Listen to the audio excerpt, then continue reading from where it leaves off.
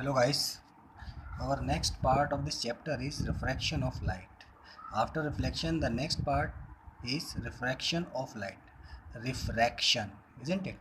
तो अब हम देखेंगे कि रिफ्रैक्शन ऑफ लाइट क्या होता है. देखिए,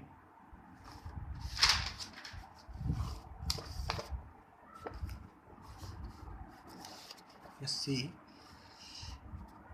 रिफ्रैक्शन ऑफ लाइट क्या होता है मैं बताऊंगा. उससे पहले हम लोगों को इस टॉपिक में क्या क्या डिस्कस करना है, यानी इस रिफ्रैक्शन वाले पोर्शन में हमको क्या क्या डिस्कस करना है वो देखिए आप. सबसे पहले हम देखेंगे रिफ्रैक्शन ऑफ लाइट क्या होता है. फिर हमको देखना है कि रिफ्रैक्शन थ्रू ग्लास स्लैब कैसे होता है या क्या होता है ये. फिर हमको इसमें नेक्स्ट पार्ट देखना है लॉज ऑफ रिफ्रैक्शन. फिर हमको देखना है रिफ्रैक्टिव इंडेक्स. फिर रे डायग्राम फॉर लेंसेस. फिर lens formula and power of lens. तो ये जो पार्ट है ये सेकंड पार्ट है रिफ्रैक्शन का, जिसमें ये सारे टॉपिक्स हमको क्लियर करने हैं. तो इसमें सबसे पहला जो पार्ट आता है वो आता है refraction of light. What is this refraction of light. देखिए रिफ्रैक्शन ऑफ लाइट क्या होता है. The change of direction of light. The change of direction of light passing from one transparent medium to another. मतलब हम लोगों ने reflection में क्या देखा था. लाइट रे is when hit the surface of mirror it bounce back. ये रिफ्लेक्शन में हमने देखा था. लेकिन रिफ्रैक्शन में क्या होता है. It passes through the transparent medium. When it is striking to the transparent medium it will passes from the medium. मतलब लाइट जो है क्या करती है, पास हो जाती है एक मीडियम से, but it change its direction. तो उसको बोलते हैं रिफ्रैक्शन ऑफ लाइट. तो the change of direction of light passing from one medium to another is called refraction of light. अब ये रिफ्रैक्शन है, इसका कारण क्या है, ये रिफ्रैक्शन होता क्यों है. इसका कारण है speed of light change when it enters from one medium to another medium. जब कोई भी मीडियम, जैसे मैंने बोला ये कि ये मैंने एक लाइट ड्रॉ की, मतलब एक ये मीडियम बनाया मैंने, ये this is the medium one and this is the medium to.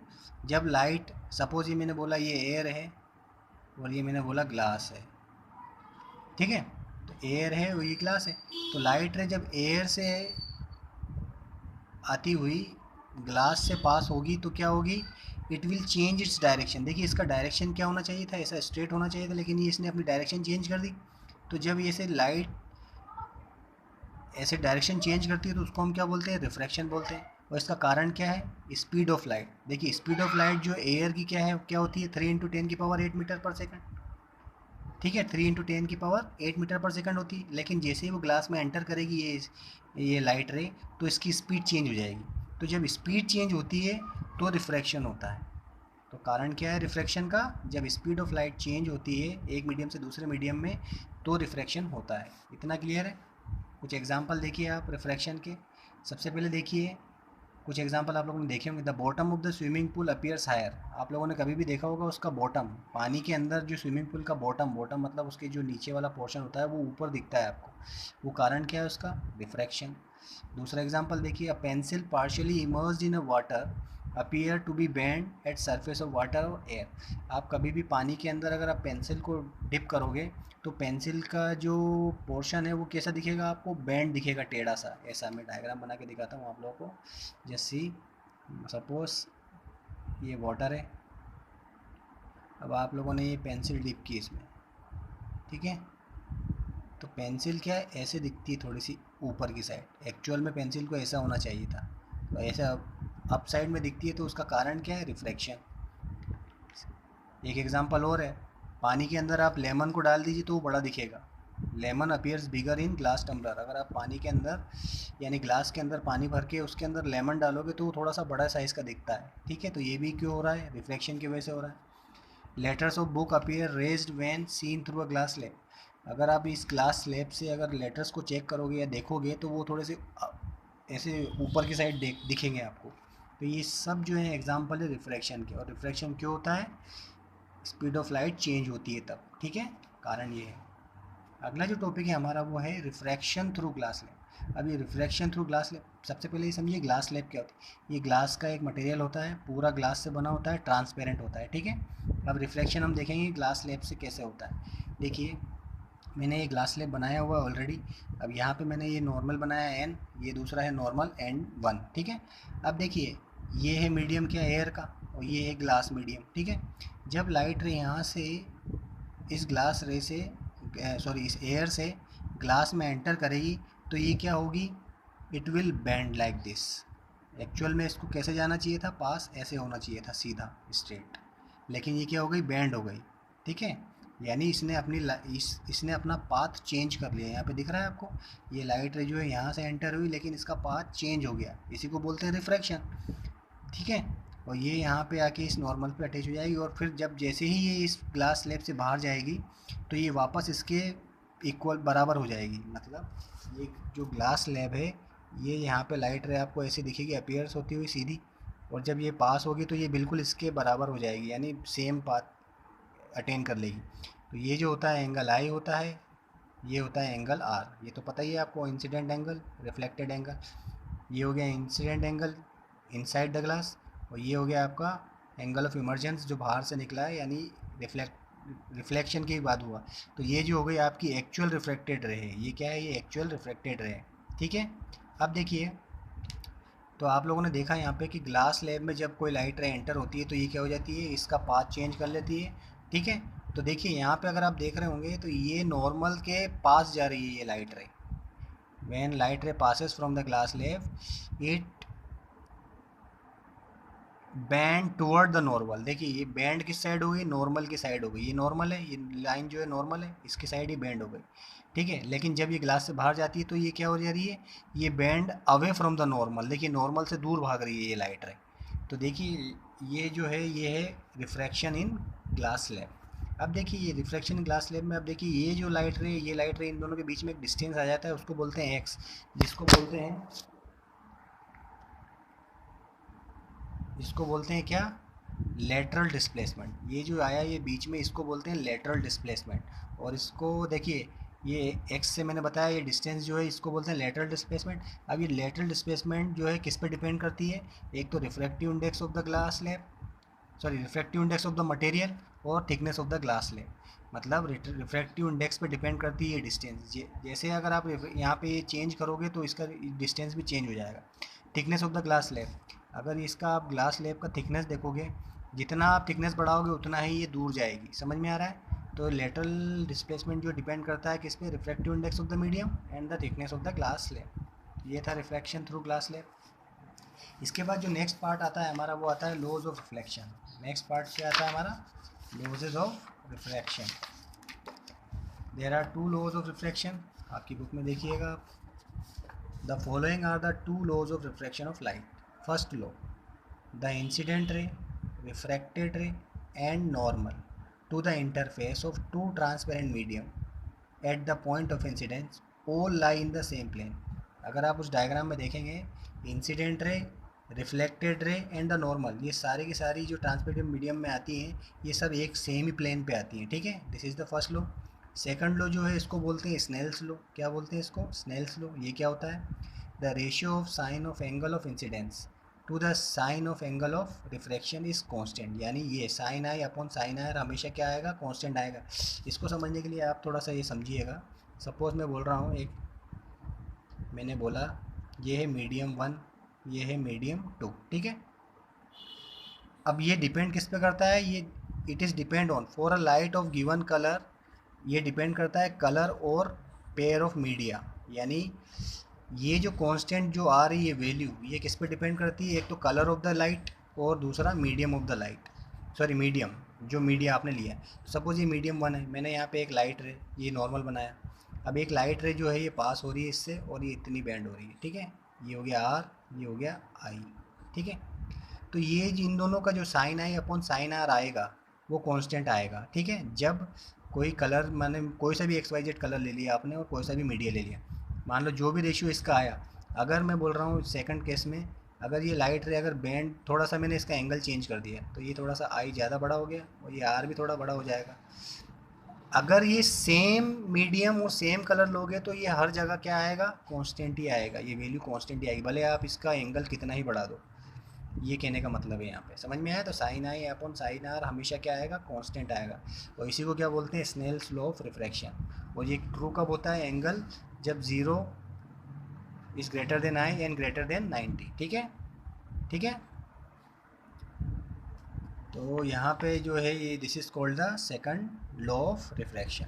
इतना क्लियर है आप लोगों को। इसके बाद हमारा जो नेक्स्ट पार्ट आता है वो आता है रिफ्रैक्टिव इंडेक्स। अब रिफ्रैक्टिव इंडेक्स क्या होता है देखिए,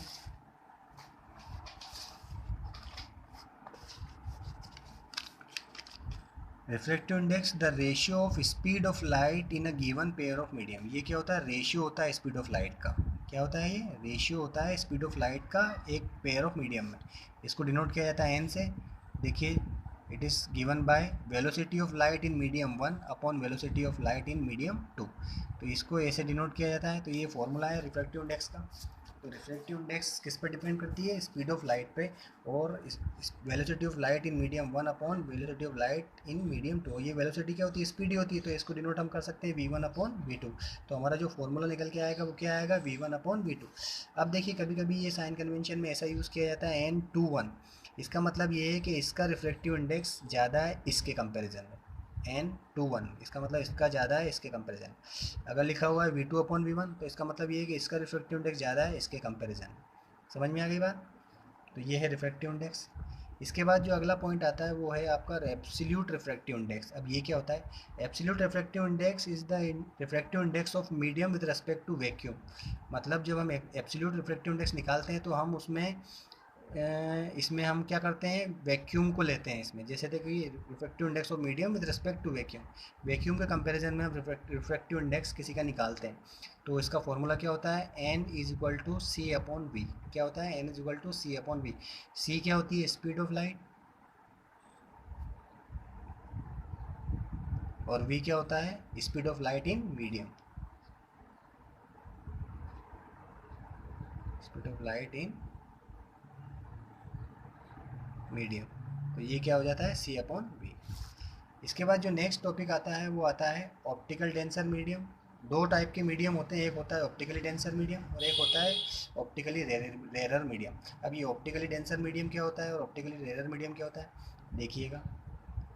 ऑप्टिकली डेंसर मीडियम वो होता है, मान लीजिए मैंने दो मीडियम लिए, ये मीडियम हो गया आपका, एक तो हो गया ग्लास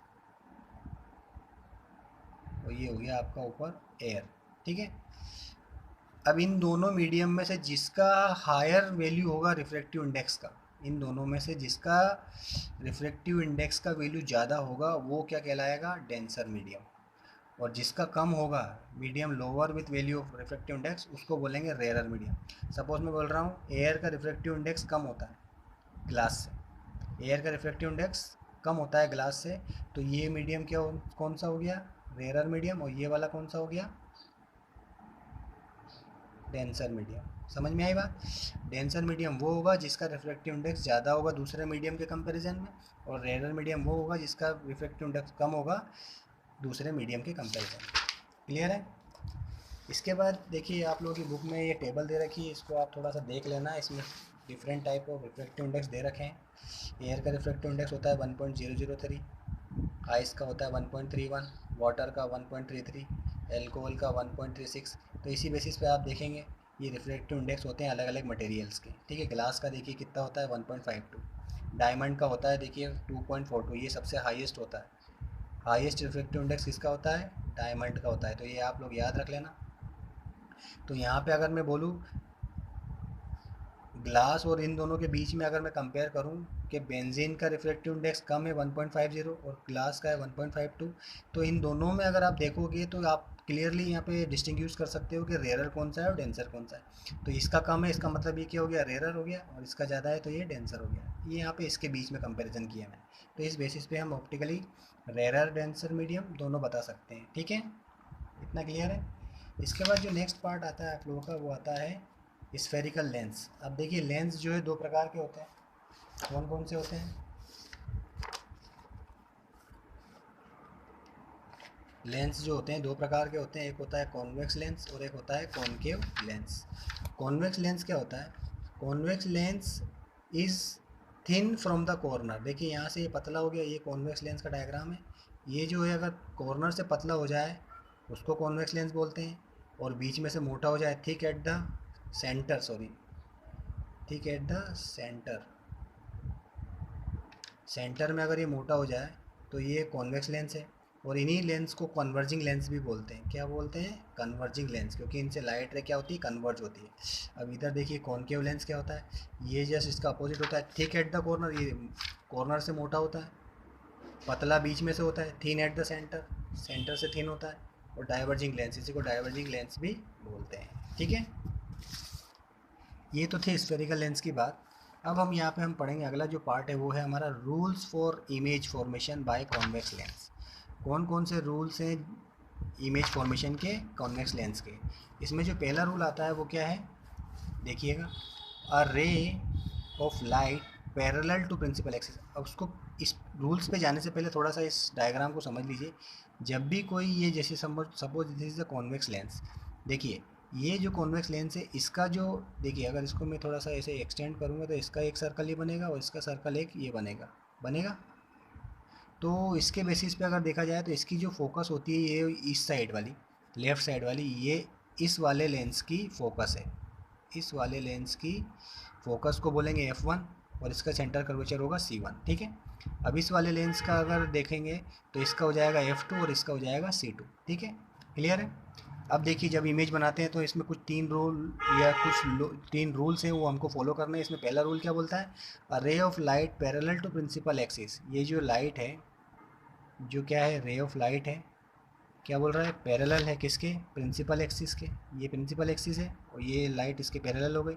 और convex lens always passes focus after refraction, कहाँ से जाएगी, फोकस से ही जाएगी। कहाँ से जाएगी, it always passes from the focus, यानी f2। ठीक है, of the other side of the lens, ये अदर साइड के लेंस से फोकस से जाएगी, पहला रूल। रूल नंबर 2 देखिए, a ray of light passing through the focus, a ray of light, देखिए ये रे ऑफ लाइट है, ये कहाँ से जा रही है, फोकस से जा रही है, फोकस से पास हो रही है। Passes through the focus will emerge parallel to principal axis, वो जब रिफ्रैक्शन या इमर्ज होगी तो क्या होगी, वो पैरेलल हो जाएगी किसके, प्रिंसिपल एक्सिस के पैरेलल हो जाएगी। After emergence it will parallel to the principal axis. ठीक है, आफ्टर रिफ्लेक्शन, ये सेकंड रूल है। और थर्ड रूल क्या बोल रहा है हमारा, a ray of light passing through the optical centre, अगर ऑप्टिकल सेंटर से कोई लाइट रे पास होगी तो वो बिना डेविएशन के पास हो जाएगी। देखिए, will pass without any deviation. देखिए ये रहा, जब इसको बोलते हैं ऑप्टिकल सेंटर, क्या बोलते हैं, ऑप्टिकल सेंटर ऑफ लेंस, ये जो है O, this is the O, is the this is the optical centre. तो जब भी कोई लाइट रे ऑप्टिकल सेंटर से पास होगी तो वो बिना डेविएशन के सीधी पास हो जाएगी। ये है रूल नंबर 3। क्लियर है? इसके बाद जो नेक्स्ट पार्ट आएगा we will discuss in next part. Thank you very much.